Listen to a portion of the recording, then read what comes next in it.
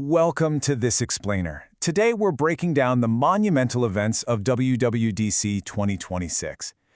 This was a keynote that absolutely no one in the tech world is going to forget anytime soon. And ironically, the whole thing didn't start with some flashy new hardware or a slick demo. It actually started with a deeply emotional, totally unexpected moment from the CEO himself. So let's jump right into it. Picture this. It's the morning of June 8, 2026, and Tim Cook walks out onto the stage at Apple Park. Now, he's been doing this for 15 years. That's 15 WWDC keynotes since taking the reins from Steve Jobs, which, remember, was once considered an absolutely impossible handoff. So after playing this star-studded opening video, Cook is standing there in front of thousands of developers, and he actually wipes a tear from his eye. So you really got to ask yourself, right? Why was the CEO of Apple crying on stage?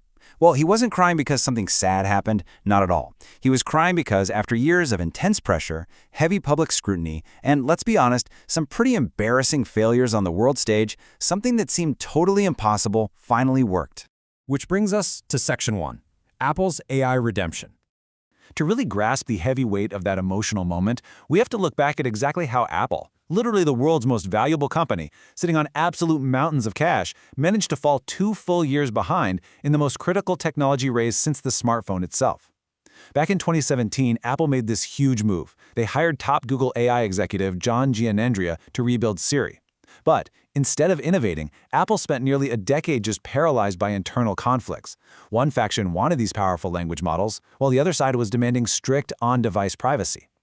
So, while Apple was essentially stuck in meetings, OpenAI dropped GPT-3 in 2020, and ChatGPT just completely took over the world. By the time Apple made a desperate, rushed play with Apple Intelligence in 2024, it was just too late. The product simply wasn't ready. And man, that 2024 catch-up attempt failed spectacularly. Apple was running these huge, bold ads, maybe you remember the one with actress Bella Ramsey, promising this amazing AI that could magically remember your whole life. But the reality? Siri couldn't even keep track of basic relationships. Turns out, an AI that confidently hallucinates your grocery list isn't exactly the magical experience we were promised. They actually had to pull the advertisements entirely, and the fallout led to a massive $250 million class action lawsuit. Analysts literally called it a massive black eye for Tim Cook's tenure.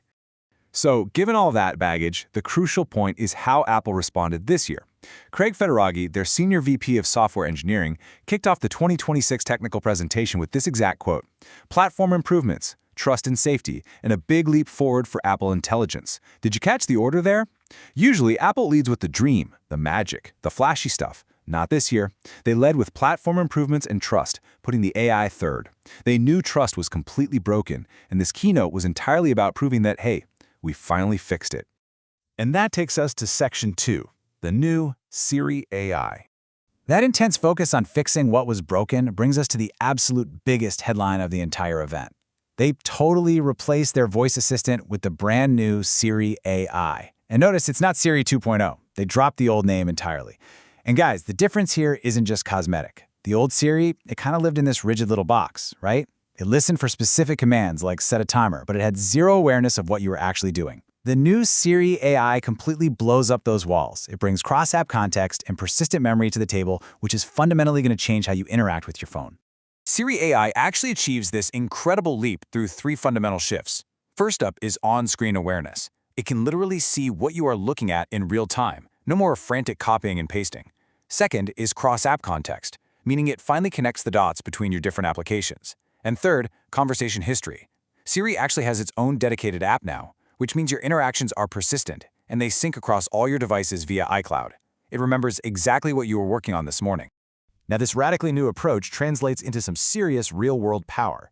During a live, non-recorded demo, which is brave, by the way, Apple showed how you could be on a phone call with your boss, and Siri AI can instantly pull context from an email you received way back last Tuesday. It cross-references that with a text message and feeds you the info in real time while you're still talking without you having to open a single app. It's just a completely new level of capability. All right, moving on to Section 3, the billion-dollar Google deal. Because the real shock of WWDC 2026 wasn't just how beautifully Siri AI actually worked on stage. The real jaw-dropping news was the highly secretive engine running under the hood making all of this possible. In a stunning, completely unprecedented pivot, Apple is reportedly paying over $1 billion a year to license AI models from their absolute biggest competitor. Yeah, you heard that right, over $1 billion annual.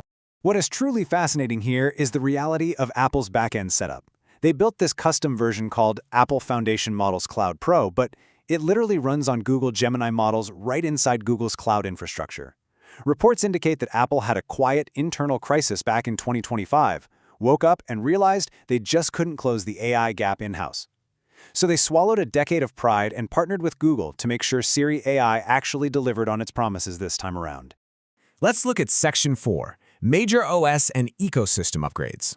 While AI understandably stole the spotlight, Apple also unleashed some of the most aggressive foundational upgrades to their ecosystem we've seen in years. They needed to make sure the actual platforms running this AI are rock solid, and that starts with iOS 27. Honestly, the tech press hasn't talked about this nearly enough, but iOS 27 is genuinely noticeably fast. We're talking app launches up 30%, photos loading 70% faster, and AirDrop transfers up to 80% faster. And the crazy part? They didn't drop support for any devices. These massive performance boosts apply to phones as old as the 2019 iPhone 11.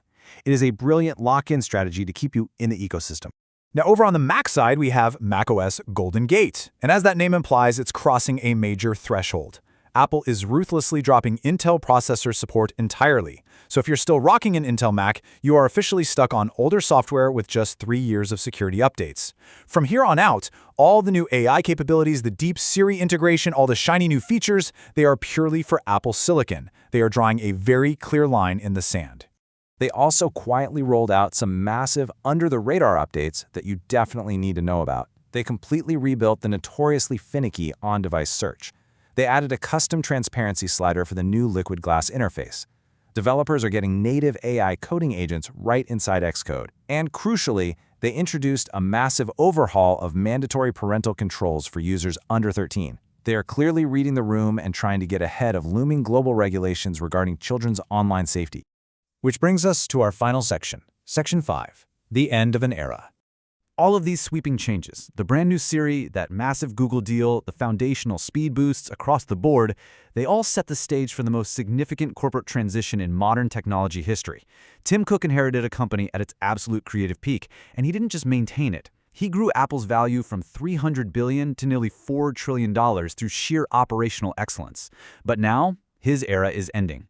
He is officially stepping down, handing the CEO role over to 46-year-old hardware chief John Ternus on September 1, 2026. So, what does this practically mean for you right now? Take a look at this breakdown to see exactly where you stand. If you have an iPhone 15 Pro through the upcoming iPhone 17, you are getting the full Siri AI experience this September. Older iPhones, from the 11 up to the 14, you get those amazing iOS 27 speed boosts, but sorry, no Siri AI. For computers, Silicon Macs get the Golden Gate update plus the AI, while Intel Macs are officially on the clock for replacement. It's also vital to note what was entirely missing from WWDC 2026. Code suggests a foldable iPhone is definitely coming, but it wasn't announced here. Also, Siri AI is completely blocked for 450 million European users right now due to the EU's Digital Markets Act's regulations. Plus, there were absolutely no hardware announcements. They're saving all of that for September. Oh, and developers, take note, the old Siri kit is officially deprecated. It's totally gone. Tim Cook wiped a tear on that stage because his final, massive promise to the world was finally delivered. Siri actually works. But as the John Ternus era begins, we have to look at the billion-dollar elephant in the room and wonder, is Apple's heavy reliance on Google Gemini the permanent solution for the future, or is this just a temporary bridge leading to a whole new battle for AI dominance? Thanks so much for joining me on this explainer, and I will see you next time.